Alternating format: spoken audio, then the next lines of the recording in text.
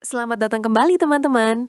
Pernahkah kalian bertanya-tanya, setelah memesan sesuatu secara online, bagaimana barang itu bisa muncul begitu saja di depan pintu rumah kalian dengan kecepatan yang luar biasa? Ini hal yang menarik. Di balik setiap produk yang kita beli, ada sistem yang sangat kompleks dan dinamis yang beroperasi, dan kita menyebutnya rantai pasok. Dalam sesi kita hari ini, Anda dan saya akan mengurai misteri ini bersama-sama. Kita akan menggali apa sebenarnya rantai pasok itu, mengapa perannya sangat krusial bagi kesuksesan sebuah perusahaan, dan bagaimana keputusan-keputusan yang dibuat di dalamnya bisa membuat sebuah bisnis melambung tinggi atau justru membuatnya hancur berantakan. Jadi, mari kita mulai perjalanan kita untuk benar-benar memahami mesin tak terlihat yang menggerakkan perdagangan global ini. Baiklah, sebelum kita menyelam terlalu dalam, mari kita lihat sekilas peta jalan kita hari ini. Apa sebenarnya yang akan kita pelajari bersama? Pertama, kita akan membahas tujuan inti dari sebuah rantai pasok. Ini bukan hanya tentang memindahkan barang, ada tujuan yang jauh lebih besar yang secara langsung mempengaruhi laba perusahaan. Kedua, kita akan menguraikan pengambilan keputusan menjadi 3 fase yang jelas: strategis, perencanaan, dan operasional. Anda akan melihat bagaimana setiap fase saling membangun satu sama lain. Selanjutnya, kita akan mengkaji rantai pasok dari 2 sudut pandang unik. Tampilan siklus, yang seperti melihat mesin dari dekat, dan tampilan dorong-tarik, yang membantu kita memahami kapan harus bertindak berdasarkan perkiraan versus pesanan pelanggan yang sebenarnya. Terakhir, kita akan melihat gambaran yang lebih luas dan mengklasifikasikan semua proses ini ke dalam 3 kategori makro yang akan Anda temukan di setiap perusahaan. Pada akhir waktu kita bersama, saya jamin Anda akan memiliki kerangka kerja yang kokoh untuk memahami dan menganalisis rantai pasok manapun yang ada. Jadi, mari kita bahas pertanyaan paling mendasar. Apa sebenarnya itu rantai pasok? Bayangkanlah ini sebagai perjalanan lengkap sebuah produk, dari ide pertamanya hingga sampai tepat di tangan Anda. Ini bukan hanya tentang truk dan gudang, teman. Ini adalah seluruh jaringan, setiap pihak yang terlibat dalam membawa produk itu dari konsep awalnya hingga sampai ke Anda, pelanggan.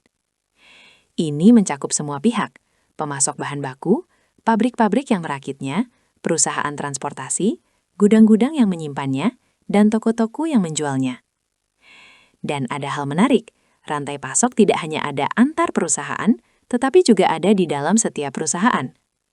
Departemen-departemen seperti pemasaran, pengembangan produk, operasional, dan bahkan keuangan, semuanya adalah bagian dari rantai pasok internal, bekerja sama untuk memenuhi permintaan pelanggan. Ini benar-benar sebuah ekosistem yang sangat terintegrasi. Nah, mari kita perdalam pemahaman kita lebih jauh lagi ya. Satu hal yang sangat penting untuk Anda ingat adalah ini. Anda, sebagai pelanggan, adalah bagian tak terpisahkan dari rantai pasok. Bahkan, Anda adalah pemicunya. Tanpa permintaan Anda, tidak akan ada rantai pasok. Ada hal menarik lainnya. Arus-arus ini tidak hanya satu arah. Produk mungkin bergerak dari pemasok ke pelanggan, tetapi informasi, seperti pesanan Anda, dan dana, seperti pembayaran Anda, mengalir ke arah yang berlawanan. Inilah tepatnya mengapa beberapa ahli berpendapat bahwa rantai pasok adalah istilah yang terlalu sederhana. Jaringan pasok atau jala pasok mungkin lebih akurat, karena itu menggambarkan jaringan yang kompleks, multi-arah, bukan sekedar garis lurus. Biasanya, Anda dan saya melihat tahapan seperti pemasok, produsen, distributor, dan pengecer. Namun, penting untuk dicatat bahwa tidak semua rantai pasok memiliki setiap tahapan ini. Ambil contoh Dell di masa-masa awalnya. Mereka melewati pengecer dan distributor sepenuhnya, menjual langsung kepada kita, para pelanggan. Mari kita lihat visualnya sejenak ya. Di layar, Anda melihat diagram khas rantai pasok persis seperti yang ada di gambar 1-1. Ini adalah contoh yang disederhanakan, jadi mari kita telusuri bersama. Di satu ujung, kita memiliki pemasok bahan baku. Mereka menyediakan komponen kepada produsen. Produsen kemudian mengolah komponen-komponen ini menjadi produk jadi. Dari sana, produk-produk itu mungkin akan disalurkan ke distributor yang membeli dalam jumlah besar dan kemudian mendistribusikannya ke berbagai pengecer. Akhirnya, pengecer atau toko yang Anda dan saya kenal menjual produk itu kepada pelanggan akhir. Ingatlah, di antara setiap tahapan ini terjadi aliran informasi dan dana secara simultan. Diagram ini membantu kita melihat struktur linear dasar, namun selalu ingatlah kompleksitas jaringan yang mendasarinya. Anda dan saya sudah pernah menyinggung aliran-aliran ini sebelumnya, tapi mari kita perjelas. Ada 3 aliran dasar yang membuat seluruh rantai pasokan berfungsi. Seperti yang bisa Anda lihat pada gambar 1-2, ini adalah aliran produk, informasi, dan keuangan. Aliran produk adalah yang paling jelas, yaitu pergerakan fisik barang dari pemasok ke pelanggan. Namun, aliran informasi mungkin tak kalah pentingnya, bahkan mungkin lebih penting. Ini mencakup segala hal mulai dari data permintaan pelanggan, tingkat persediaan, hingga jadwal pengiriman. Tanpa informasi yang akurat dan tepat waktu, seluruh sistem akan runtuh begitu saja. Terakhir, ada aliran keuangan atau dana. Ini melibatkan pembayaran untuk barang dan jasa yang biasanya mengalir ke arah yang berlawanan dengan aliran produk. Mengelola ketiga aliran ini secara efektif dan serentak benar-benar merupakan jantung dari manajemen rantai pasokan yang sukses. Jadi, apa tujuan akhir dari semua ini? Mungkin Anda bertanya, mengapa perusahaan berinvestasi begitu besar dalam mengelola rantai pasok mereka? Jawabannya sederhana namun sangat kuat. Tujuannya adalah memaksimalkan nilai keseluruhan yang tercipta, yang kami sebut surplus rantai pasok. Namun bagaimana kita mengukurnya? Bayangkan begini, rumusnya adalah nilai pelanggan dikurangi total biaya rantai pasok. Nilai pelanggan adalah jumlah maksimum yang bersedia Anda sebagai pelanggan bayarkan untuk sebuah produk. Biaya rantai pasok adalah total dari semua biaya yang dikeluarkan untuk membawa produk itu kepada Anda. Selisih antara keduanya adalah surplus, yang pada dasarnya adalah total keuntungan yang dibagi oleh semua pelaku dalam rantai pasok. Semakin besar surplus itu, semakin sehat dan berhasil rantai pasok tersebut. Mari kita buat konsep surplus ini menjadi lebih nyata dengan sebuah contoh. Bayangkan Anda pergi ke Best Buy dan membeli sebuah router nirkabel seharga $60. Bagi rantai pasok, $60 itu adalah satu-satunya pendapatan yang masuk ke seluruh sistem. Sekarang, pikirkan semua biaya yang terjadi sebelum router itu sampai ke tangan Anda. Biaya komponen, perakitan di pabrik, pengiriman ke gudang, penyimpanan, transportasi ke toko, dan bahkan biaya informasi untuk melacak semua itu. Katakanlah semua biaya tersebut berjumlah $45. Selisihnya, yaitu $15 adalah keuntungan atau surplus rantai pasok. Ini poin pentingnya. $15 ini bukan hanya untuk Best Buy, kawan. Ini adalah total keuntungan yang harus dibagi di antara semua pihak yang terlibat, produsen, perusahaan transportasi, pemasok komponen, dan Best Buy sendiri. Oleh karena itu, kesuksesan sejati tidak diukur dari seberapa besar keuntungan yang didapat satu perusahaan, tetapi dari seberapa besar total surplus yang dapat dihasilkan dan dibagikan oleh seluruh rantai. Ini membawa kita pada inti manajemen rantai pasok. Sangat penting untuk selalu mengingat bahwa hanya ada satu sumber pendapatan di seluruh rantai pasok: pelanggan. Semua aliran dana lainnya hanyalah pengalihan aset di dalam rantai pasok itu sendiri. Sebaliknya, biaya timbul setiap kali ada aliran, baik itu produk, informasi, maupun dana, antar berbagai tahap. Jadi, apa sebenarnya manajemen rantai pasok yang efektif itu? Ini adalah seni dan ilmu mengelola aliran-aliran ini, baik antar maupun di dalam setiap tahap, dengan cara yang paling efisien dan efektif untuk mencapai satu tujuan utama: memaksimalkan surplus rantai pasok total. Intinya adalah bagaimana membuat seluruh jaringan bekerja secara harmonis untuk memberikan nilai maksimal kepada Anda, pelanggan, dengan biaya serendah mungkin. Pernahkah Anda bertanya-tanya apakah keputusan rantai pasok benar-benar penting? Nah, mari kita lihat buktinya ya. Ambil contoh Walmart. Pertumbuhan mereka yang fenomenal sebagian besar didorong oleh inovasi rantai pasok yang tak tertandingi, seperti cross-docking dan sistem satelit. Atau 7-Eleven di Jepang yang menggunakan sistem informasi canggih untuk melacak penjualan secara real-time dan mengisi ulang stok toko berkali-kali dalam sehari. Di sisi lain, ada beberapa kisah peringatan. Ingat Webvan? Mereka memiliki ide cemerlang untuk pengiriman bahan makanan online, tetapi model rantai pasok mereka sangat mahal dan tidak efisien, yang menyebabkan kebangkrutan cepat mereka. Borders, sebuah jaringan toko buku besar, gagal beradaptasi dengan tuntutan rantai pasok dunia digital dan akhirnya kalah bersaing. Bahkan Dell, pelopor rantai pasok pesan bangun atau build to order, harus secara drastis mengubah strateginya ketika pasar bergeser setelah tahun 2006. Contoh-contoh ini jelas menunjukkan kepada kita, keputusan rantai pasok bisa menjadi pembeda antara kesuksesan luar biasa dan kegagalan yang menyakitkan. Mengingat betapa sangat pentingnya keputusan-keputusan ini, mungkin Anda bertanya, bagaimana sebenarnya perusahaan mengaturnya?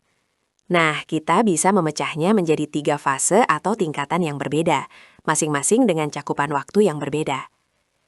Pertama, di tingkatan paling atas, kita memiliki strategi atau desain rantai pasok.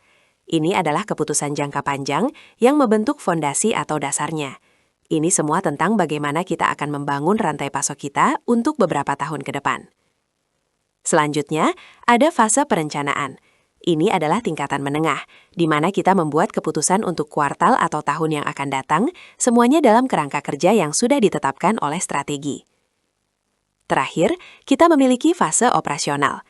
Ini adalah tingkatan paling terperinci, di mana kita membuat keputusan harian atau mingguan untuk menjalankan rantai pasok seefisien mungkin.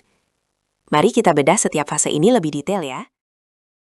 Mari kita mulai dari pondasi paling dasar piramida, fase strategi atau desain. Ini semua tentang keputusan-keputusan gambaran besar yang membentuk cetak biru untuk seluruh rantai pasok kita. Di sini, kita memutuskan di mana kita akan membangun pabrik atau gudang kita dan berapa kapasitas yang seharusnya dimiliki. Kita menentukan produk mana yang akan diproduksi atau disimpan di lokasi-lokasi tertentu. Kita memilih moda transportasi utama yang akan kita gunakan, baik itu kapal, kereta api, maupun truk. Dan kita memutuskan arsitektur sistem informasi yang akan menghubungkan semuanya. Yang terpenting, semua keputusan ini harus selaras dengan strategi bisnis perusahaan secara keseluruhan. Karena pilihan-pilihan ini bersifat jangka panjang dan sangat mahal untuk diubah, kita perlu memastikannya tepat sejak awal, dengan mempertimbangkan semua potensi ketidakpastian pasar di masa depan. Nah, sekarang kita naik satu tingkat ke fase perencanaan. Pada tahap ini, struktur dasar rantai pasok kita sudah ditetapkan dari fase strategi, pabrik dan gudang sudah ada. Jadi, dalam fase perencanaan ini, tujuan kita adalah menetapkan serangkaian kebijakan untuk mengatur operasional dalam jangka menengah, biasanya untuk 1 kuartal atau 1 tahun ke depan. Nah, yang menarik di sini adalah titik awal untuk semua perencanaan ini hampir selalu berupa perakiraan permintaan. Berapa banyak produk yang kita perkirakan akan dibeli pelanggan dalam beberapa bulan mendatang? Berdasarkan perakiraan tersebut, kita mulai membuat rencana yang jauh lebih rinci. Lalu, keputusan apa saja yang kita buat pada fase perencanaan ini? Ini jauh lebih taktis dibandingkan fase strategi. Misalnya, kita memutuskan pasar mana saja yang akan dipasok dari gudang mana untuk kuartal berikutnya. Kita merencanakan peningkatan persediaan untuk mengantisipasi musim puncak, seperti hari libur besar. Kita bahkan mungkin memutuskan untuk menggunakan subkontraktor jika perkiraan permintaan kita melebihi kapasitas internal. Kita juga menetapkan kebijakan persediaan, misalnya, berapa banyak stok pengaman yang harus kita pertahankan. Bahkan keputusan pemasaran, seperti kapan dan seberapa besar sebuah promosi akan dilakukan, juga dibuat di sini, karena hal tersebut secara langsung memengaruhi permintaan. Dan tentu saja, semua rencana ini harus memperhitungkan berbagai ketidakpastian, seperti fluktuasi permintaan, perubahan nilai tukar, dan tindakan pesaing. Akhirnya, kita tiba di puncak piramida, fase operasi. Di sini kita membicarakan jangka waktu yang sangat pendek, harian atau bahkan jam per jam. Pada fase ini, semua rencana sudah siap. Kita tidak lagi bertanya di mana kita harus membangun pabrik atau berapa banyak persediaan yang harus dibuat untuk kuartal ini. Sebaliknya, fokus kita adalah pada pemenuhan pesanan pelanggan individu saat pesanan masuk, seketika itu juga. Tujuannya adalah untuk melaksanakan kebijakan yang ditetapkan pada fase perencanaan seefisien dan seefektif mungkin. Keputusan di sini sangat spesifik. Alokasikan pesanan pelanggan A ke persediaan yang ada, buat daftar pengambilan barang untuk pesanan B di gudang, atau jadwalkan truk pengiriman untuk rute C besok pagi. Kabar baiknya adalah, karena jangka waktu yang sangat pendek ini, tingkat ketidakpastian di sini jauh lebih rendah. Sekarang, setelah kita berdua memahami 3 fase pengambilan keputusan, mari kita tinjau proses-proses aktual dalam rantai pasok dari 2 sudut pandang yang berbeda. Kedua cara ini sangat berguna untuk menganalisis dan benar-benar memahami bagaimana rantai pasok beroperasi. Yang pertama adalah pandangan siklus. Pendekatan ini membagi rantai pasok menjadi serangkaian siklus proses yang berulang.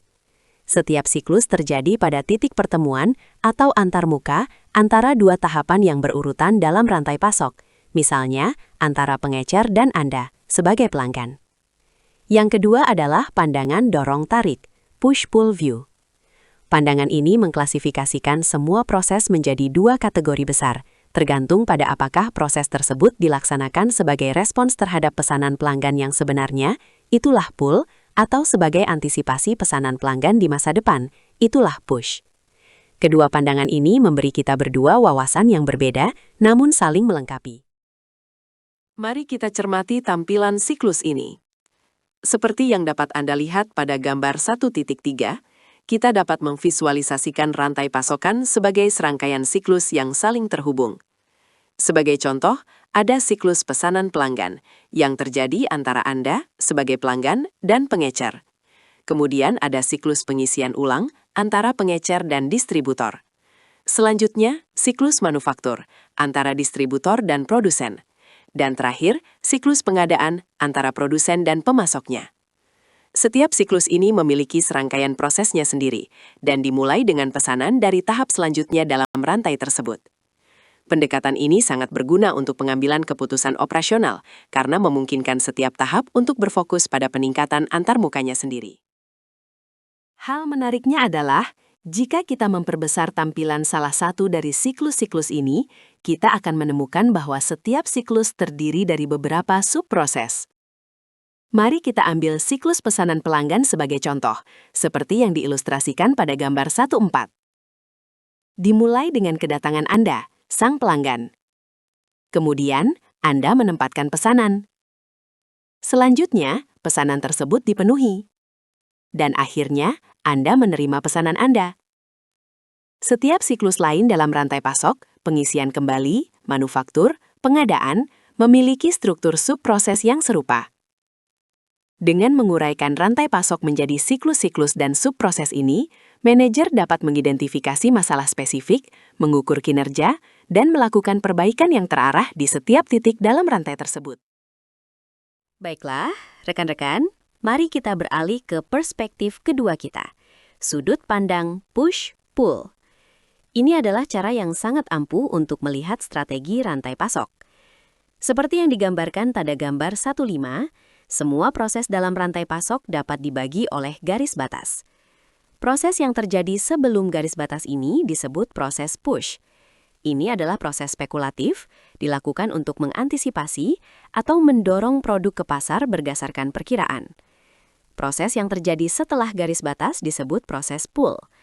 Ini adalah proses reaktif, dilakukan hanya setelah pesanan pelanggan aktual menarik produk melalui sistem. Garis pemisah antara keduanya disebut batas push-pull, dan menempatkan batas ini pada posisi yang tepat adalah keputusan strategis yang krusial. Mari kita perjelas definisi-definisi ini ya. Proses tarik bersifat reaktif. Tidak ada yang terjadi sampai Anda, sang pelanggan, datang dan berkata, "Saya mau ini." Pesanan Anda adalah pemicunya. Contoh klasiknya adalah sebuah restoran di mana koki tidak mulai memasak steak Anda sampai Anda memesannya. Sebaliknya, proses dorong bersifat spekulatif. Perusahaan-perusahaan melakukan proses-proses ini berdasarkan perkiraan tentang apa yang mungkin diinginkan pelanggan di masa depan. Bayangkan sebuah produsen mobil merakit ribuan mobil sebelum ada pembeli spesifik untuk setiap unit.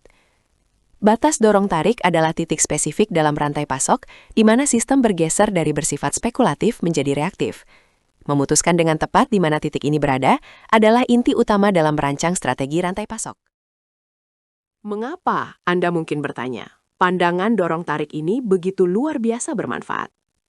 Ya, karena ini memaksa kita untuk berpikir secara strategis tentang ketidakpastian. Proses dorong memungkinkan penghematan skala, tetapi beresiko jika perkiraan kita salah. Proses tarik lebih responsif terhadap permintaan aktual, tetapi mungkin tidak seefisien biaya. Pandangan ini memberi kita perspektif tingkat tinggi tentang bagaimana seluruh rantai pasok kita merespons Anda, sang pelanggan. Kita bahkan dapat menggabungkan pandangan ini dengan pandangan siklus untuk analisis yang lebih mendalam. Kita akan melihat contoh konkret dengan LL Bean dan Dell untuk melihat bagaimana mereka menempatkan batas dorong-tarik mereka di titik yang sangat berbeda. Keseimbangan antara proses dorong dan tarik adalah faktor kunci yang secara fundamental dapat mengubah kinerja, kecepatan, dan biaya rantai pasok manapun. Mari kita lihat contoh pertama kita, LL Bean. Sebuah perusahaan yang terkenal dengan produk-produk luar ruangannya. Seperti yang ditunjukkan pada gambar 16, LL Bean menerapkan strategi hibrida. Mereka memproduksi pakaian dasar mereka dalam jumlah besar berdasarkan perkiraan. Ini adalah proses dorong. Mereka membuat ribuan jaket atau ransel dalam warna standar dan menyimpannya di gudang mereka. Namun, batas dorong atau tarik mereka berada tepat sebelum kustomisasi. Ketika Anda memesan ransel dan meminta nama Anda dibordir di atasnya, proses bordir itu adalah proses tarik. Ini hanya terjadi setelah Anda sebagai pelanggan membuat permintaan khusus itu. Strategi ini memungkinkan mereka memperoleh efisiensi dari produksi massal, dorong, sambil tetap menawarkan kustomisasi responsif, tarik. Sekarang, mari kita bandingkan dengan model klasik Dell, seperti yang ditunjukkan pada gambar 17. Dell menempatkan batas dorong-tarik mereka jauh-jauh lebih awal dalam rantai pasokan. Mereka mendorong komponen seperti prosesor, hard drive, dan memori ke pabrik mereka. Mereka menyimpan stok komponen-komponen ini berdasarkan perkiraan permintaan untuk berbagai konfigurasi. Namun, perakitan akhir komputer Anda tidak dimulai sampai Anda memesannya secara daring dan memilih spesifikasi yang Anda inginkan. Proses perakitan itu adalah proses tarik murni. Dengan melakukan ini, Dell dapat menawarkan tingkat kustomisasi yang sangat tinggi tanpa harus menyimpan stok komputer jadi yang sangat mahal dan cepat terdepresiasi. Ini adalah contoh cemerlang dari penempatan strategis batas dorong-tarik untuk mencocokkan produk dan pasar.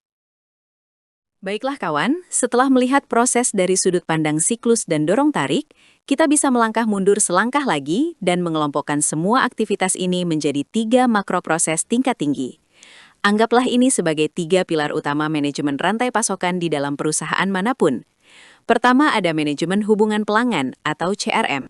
Ini mencakup semua proses yang berfokus pada interaksi dengan Anda, pelanggan, seperti pemasaran, penjualan, dan layanan pelanggan.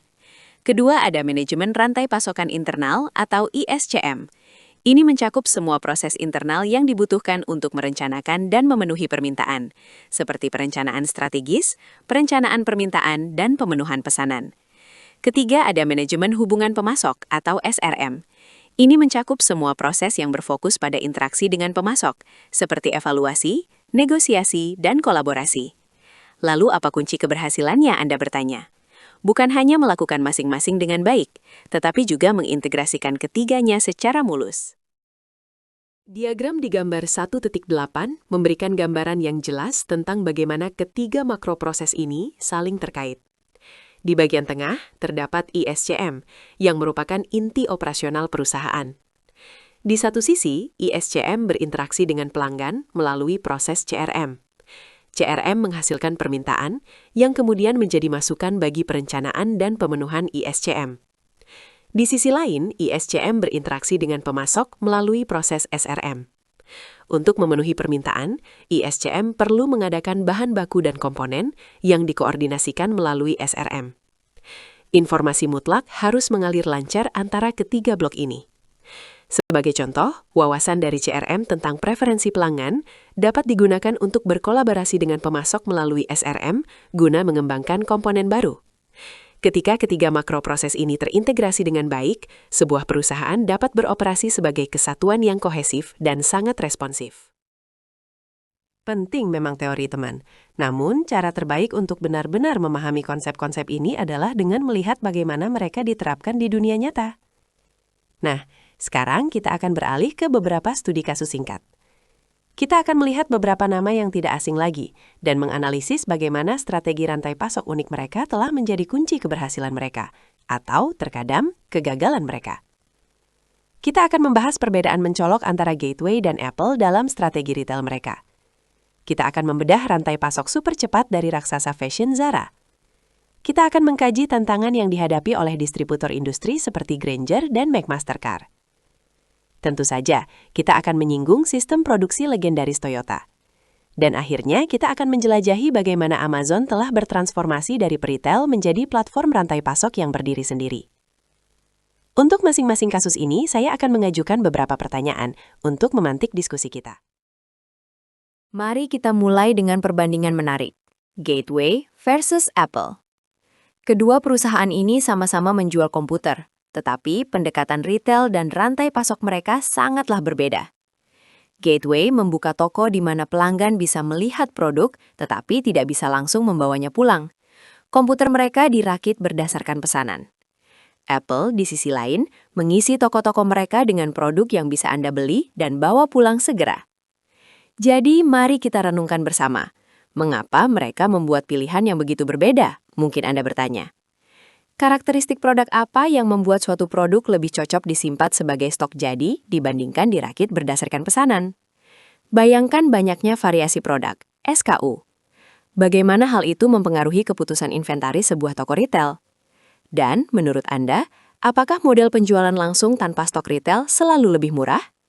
Pada akhirnya, faktor penentu apa menurut Anda yang ada di balik kesuksesan retail Apple yang luar biasa dan kesulitan Gateway? Selanjutnya, mari kita bahas Zara, raja mode cepat yang tak terbantahkan. Rantai pasok mereka tak ubahnya keajaiban rekayasa, benar-benar dirancang untuk kecepatan dan daya tanggap. Keunggulan kompetitif utama apa menurut Anda yang mereka peroleh dari model unik ini? Ada hal menarik di sini. Zara melakukan sesuatu yang cukup menarik. Mereka memproduksi sendiri beberapa item mereka di Eropa yang mahal, sementara mengalihdayakan yang lain ke Asia yang lebih murah. Mengapa mereka menggunakan strategi ganda ini? Mungkin Anda bertanya-tanya. Ada logika cerdas di baliknya. Produk yang trendy dan tidak pasti permintaannya dibuat secara lokal demi kecepatan, sementara produk dasar dengan permintaan stabil dibuat di Asia demi biaya rendah. Mengapa strategi ini begitu cerdik menurut Anda? Mereka juga mengisi ulang stok toko mereka 2 kali seminggu, yang sangat tidak biasa dalam industri retail. Apa manfaat dari perputaran secepat itu, dan bagaimana pengiriman yang sering itu membentuk seluruh sistem distribusi mereka? Terakhir, pertanyaan yang relevan untuk zaman kita. Menurut Anda, apakah infrastruktur Zara yang sangat responsif lebih cocok untuk penjualan daring atau retail fisik? Sekarang, mari kita beralih ke dunia yang sangat berbeda, teman-teman. Distributor industri seperti WWW Grainger dan McMaster-Carr. Mereka menjual ratusan ribu produk yang berbeda, mulai dari mur dan baut hingga motor industri. Bisakah Anda bayangkan tantangan rantai pasokan yang mereka hadapi? Beberapa pertanyaan strategis mendasar yang harus mereka jawab adalah, berapa banyak pusat distribusi yang harus kita bangun dan di mana kita harus menempatkannya? Dengan begitu banyaknya produk, apakah setiap pusat distribusi atau DC harus menyimpan semuanya atau haruskah mereka berspesialisasi? Keputusan penting lainnya, produk mana yang cukup penting untuk kita stok sendiri dan mana yang bisa kita biarkan pemasok kita kirim langsung kepada Anda, pelanggan. Itu dikenal sebagai dropshipping. Anda mungkin bertanya, bagaimana cara memutuskan DC mana yang melayani pelanggan mana untuk pemenuhan pesanan? Dan di era digital ini, bagaimana cara mengintegrasikan bisnis daring atau online yang berkembang pesat dengan operasional gudang dan toko fisik yang sudah ada? Haruskah keduanya terpisah atau terintegrasi? Ini adalah pertanyaan bernilai jutaan dolar bagi mereka. Kita tidak bisa membahas rantai pasok tanpa menyebut Toyota, pelopor lean manufacturing. Bagi produsen global sekelas Toyota, keputusan desain rantai pasok sangatlah kompleks. Pertama, di mana pabrik-pabrik mereka harus dibangun di seluruh dunia? Anda bertanya? Dan yang lebih penting, seberapa fleksibel seharusnya setiap pabrik? Haruskah sebuah pabrik di Amerika Utara mampu memproduksi mobil yang sama dengan pabrik di Eropa untuk menanggapi pergeseran permintaan global? Ini mengarah ke pertanyaan berikutnya. Bagaimana Anda mengalokasikan pasar ke pabrik-pabrik? Apakah setiap pabrik melayani wilayah geografisnya sendiri, atau adakah sistem yang lebih fleksibel yang diterapkan? Fleksibilitas yang sama ini juga harus dibangun ke dalam sistem distribusi mereka. Dan inilah hal yang menarik. Bagaimana keputusan yang dibuat bahkan pada tahap desain produk, seperti penggunaan komponen bersama di berbagai model mobil, secara dramatis meningkatkan fleksibilitas seluruh rantai pasok. Akhirnya, teman-teman, mari kita bahas pengubah permainan terbesar, Amazon. Salah satu langkah Amazon yang paling brilian adalah membuka jaringan pemenuhan pesanan mereka yang luar biasa kepada penjual pihak ketiga, melalui program Fulfillment by Amazon atau FBA. Mungkin Anda bertanya, mengapa mereka melakukan ini? Apa saja keuntungannya bagi Amazon dan bagi para pedagang kecil yang sekarang bisa bersaing dalam kecepatan pengiriman? Namun, bahkan bagi Amazon pun, pertanyaan tentang inventaris atau stok barang tetap ada. Dengan jutaan produk di platform mereka, apakah mereka harus benar-benar menyetok semuanya sendiri? Ini juga menimbulkan pertanyaan bagi para retail tradisional. Bagaimana mereka bisa memanfaatkan saluran online dan toko fisik secara bersamaan untuk menciptakan keunggulan kompetitif? Dan secara lebih luas, mari kita pikirkan bersama. Jenis produk apa yang secara inheren lebih cocok untuk penjualan online dibandingkan toko retail fisik? Apa saja karakteristik dari produk-produk tersebut? Baik, kita telah membahas banyak hal hari ini. Mari kita luangkan waktu sejenak untuk kembali ke tujuan pembelajaran awal kita dan merangkum apa yang telah kita pelajari bersama. Pertama, kita telah membahas bahwa tujuan utama dari setiap rantai pasokan adalah untuk memaksimalkan surplus total, dan kita telah melihat melalui contoh nyata bagaimana keputusan rantai pasokan dapat secara langsung menentukan kesuksesan sebuah perusahaan. Kedua, kita telah mengidentifikasi dan membedah 3 fase keputusan: desain strategis jangka panjang, perencanaan taktis jangka menengah, dan operasi sehari-hari. Ketiga, kita telah menjelajahi 2 cara ampuh untuk memandang proses, sudut pandang siklus yang membantu kita mengoptimalkan antarmuka, dan sudut pandang push-pull yang membantu kita menyusun strategi seputar ketidakpastian permintaan. Dan terakhir, kita telah mengklasifikasikan semua proses ini ke dalam 3 proses makro yang terintegrasi, CRM, ISCM, dan SRM. Saya harap kerangka kerja ini memberi Anda lensa baru untuk melihat dan memahami dunia perdagangan yang kompleks di sekitar kita. Terima kasih.